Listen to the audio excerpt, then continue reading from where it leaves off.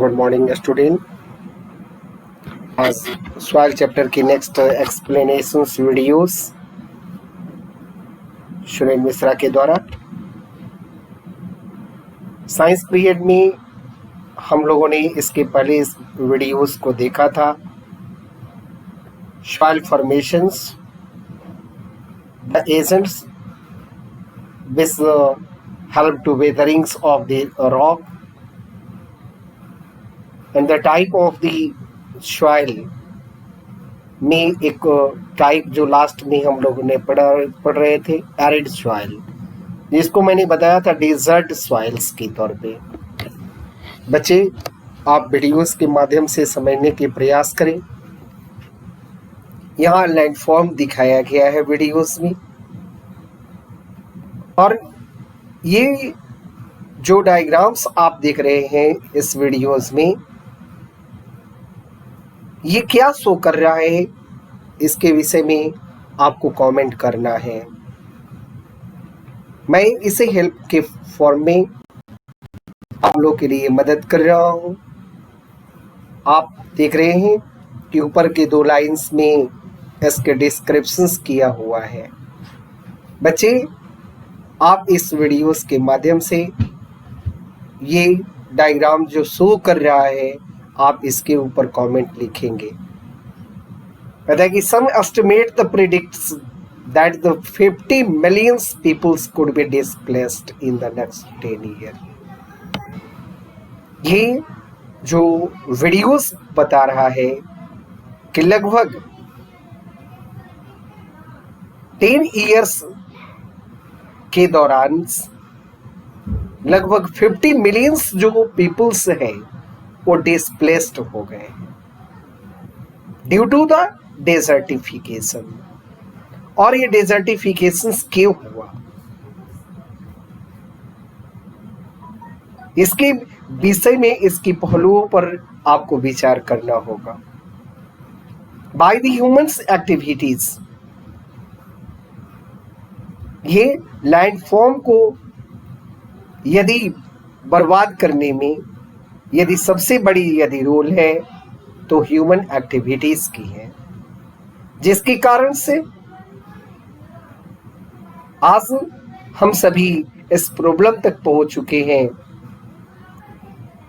कि वे अपनी प्लेस को चेंज करना पड़ रहा है due to the desertification. A form of the soil is degradation. उचित और गुड टाइप की सॉइल्स उसको नहीं मिल पा रही हैं हम सभी को। तो बच्चे, आप इसके वीडियोस के माध्यम से आप इसकी टॉपिक इरोजन को समझने के प्रयास करें। जैसा कि आप सभी को पता है, इरोजन क्या है? The washing ways, washing out of the top soil of the landform is known as erosion. ये टॉप सॉइल्स की मूव करना, वन प्लेस से दूसरी प्लेस तक पहुंच जाना, और जिसके कारण से इसकी क्वालिटीज में परिवर्तन आ जाना, और यदि परिवर्तन यदि होगा तो सॉइल की जो फर्टिलिटीज है वो लूज हो जाएगा, जिसके कारण से वो सॉइल पर क्रॉप्स की प्रोडक्शंस नहीं हो पाएंगी, उसकी ग्रोथ रुक जाएंगी, और धीरे धीरे वो डेजर्ट की तरफ वो मूव कर जाएगा। बच्चे, आप वीडियोस के माध्यम से संपर्क देख रहे हैं, आप इसके डिफिनेशंस को जानें। The process by which the material, such as the topsoil, is a move from the one place to another, it is known as erosion. What are the cause? The caused by the natural process and that human activities. कुछ तो erosion जो है यह nature के द्वारा खुद से होता है, और कुछ जो है ह्यूमन एक्टिविटीज के द्वारा होता है। obtained occurs the faster than the soil is formed, depleting fertile that top soil. मैंने बताया किसकी टॉप सॉइल की फर्टिलिटीज पर इसकी असर पड़ता है. The crops, trees and the other plants communities protect the soil from the erosion. और जैसा कि हमको पता है कि इरोजन की रोकथाम जो है वह प्लांट्स जो है वो सॉइल के पार्टिकल्स को बाइंड कर देते हैं, जिसके कारण से वे वॉश आउट नहीं हो पाते हैं. क्या आप जानते हैं? Did you know? The more than the 19 billion hectares, about 47 billion hectares of the world, the croplands suffer from the erosion. 19 billion hectare जो है वो आज वर्ल्ड की वो जो लैंड है वह क्रॉपलैंड जो है वह सफर कर रहा है आज इरोजन की वजह से. And the other form of the soil degradations resulting from this human activities. बच्चे आप समझें कि ह्यूमन की एक्टिविटीज के कारण से सॉइल की जो क्वालिटीज है वह हमेशा दिनों दिन डिग्रेडेट करते चले जा रहे हैं और जिसके वजह से उस लैंड पर आज खेती करने लायक नहीं है. हम लोग इस वीडियोस के नेक्स्ट पार्ट में हम लोग इसकी रिजल्ट को समझेंगे. Result of the soil erosion. The following result of the soil erosion are as follows. The first, due to the soil erosion water loss from the soils occurs. ये erosion जब होता है तो केवल टॉप सॉइल पर ही असर नहीं करता, जो उसकी मॉलिक्यूल्स जो स्टोर करते हैं वाटर को दो बीच की स्पेस में वो भी क्या होगा, वो भी लॉस हो जाता है. Soil erosion also induce the frequent flood and the droughts. Erosion जो है वो बाढ़ लाता है और नहीं तो सूखा डेजर्ट बना देता है, सूखा पड़ जाता है. The soil erosion causes the soil to lose its the nutrient. और इरोजन के कारण जो सॉइल में जो पाए जाने वाले जो न्यूट्रिएंट्स होते हैं ये भी लॉस हो जाते हैं. The eroded soils generally end up the waterways and clogs them the slit of the lake. When the soil get mixed up with the water, algae grows in the water causing the eutrophications. कहते हैं कि वही जो top soils जो है यदि wash out होकर के वाटर बॉडीज में जब मिल जाते हैं तो वहाँ स्लिट्स जो लेक में जाकर के जमा होंगे और वह क्या होता है, एल्गी ग्रोथ करते हैं, जिसके कारण से एल्गी की ग्रोथ करने के कारण उस वाटर बॉडीज में कार्बन डाइऑक्साइड की मात्रा बढ़ जाती है और जिसके कारण से पोल्यूशन वाटर की पोल्यूटेड हो जाती है. बच्चे आप इसे समझेंगे. The farming practice that the reduce erosion. The first cases दो बताई जा रही हैं कि आप किस तरह से सॉइल की इरोजन को रोक सकते हैं. तो कहता है intercropping. The different crop the mixed together is known as the intercropping. ऐसी प्रैक्टिस किया जाए जिसमें क्या होती है, एक डिफरेंट टाइप की प्लांट्स आप एक साथ उगाए जाएं. यह help to the soil slow erosion, reduce the plant vulnerabilities to insect and disease. और इस तरह से हम लोग क्या कर सकते हैं, उसे रिड्यूस किया जा सकता है कि जिसके कारण इंसेक्ट के कारण से प्लांट वो क्या होते हैं, बर्बाद हो जाते हैं और डिजीज आ जाती हैं. तो क्रॉपिंग करने के से क्या हो सकता है, तो इंसेक्ट और डिजीज फ्री हो सकते हैं. The next points, the crop rotation. The crop are the alternative.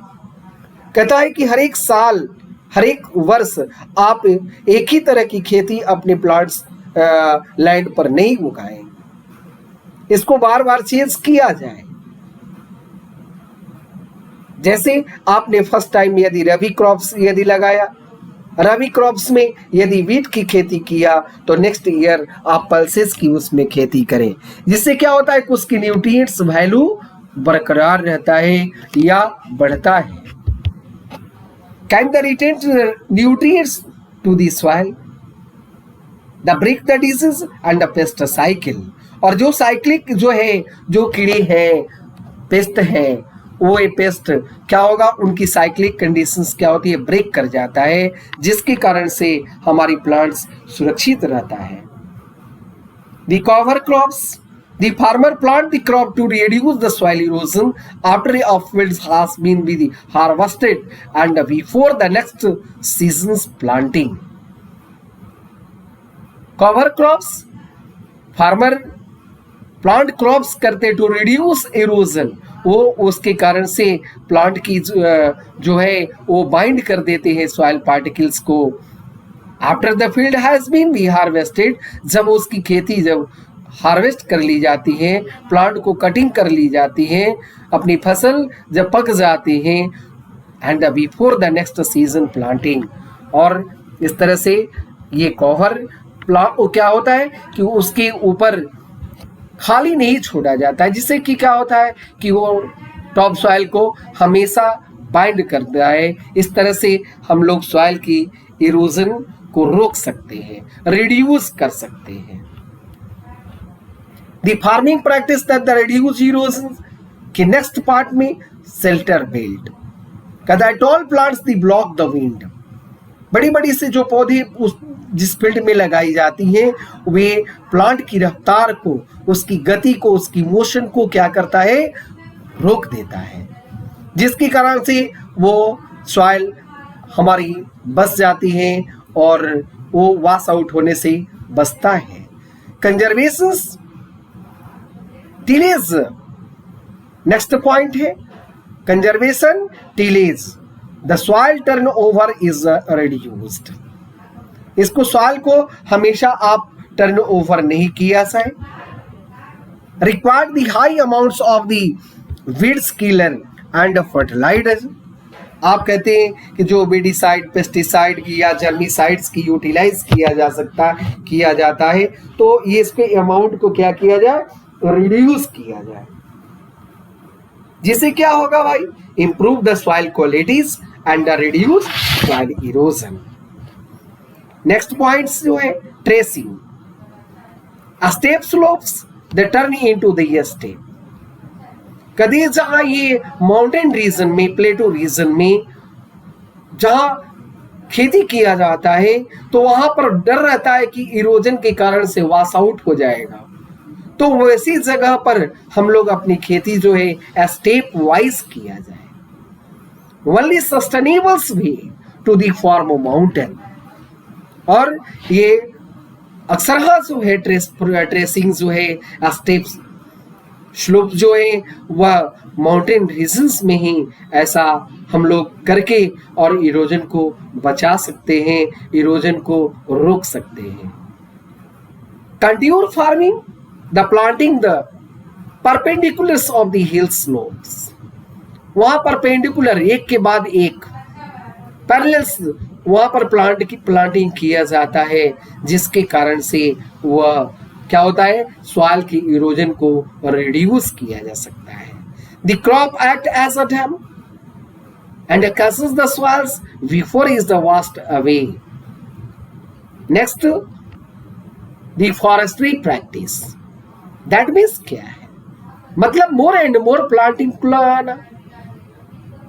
और जिस पार्ट में माउंटेन की रीजन में या किसी लैंड में यदि वहां पर प्लांटेशन यदि नहीं होगी, तो क्या होगा भाई, वो इरोजन, यदि आप पेड़ों की कटाई यदि कर दिया जाए, तो वह पार्ट जो होता है क्लियर कटिंग इंक्रीज करेगा, सॉइल की इरोजन को वो बढ़ा देगा।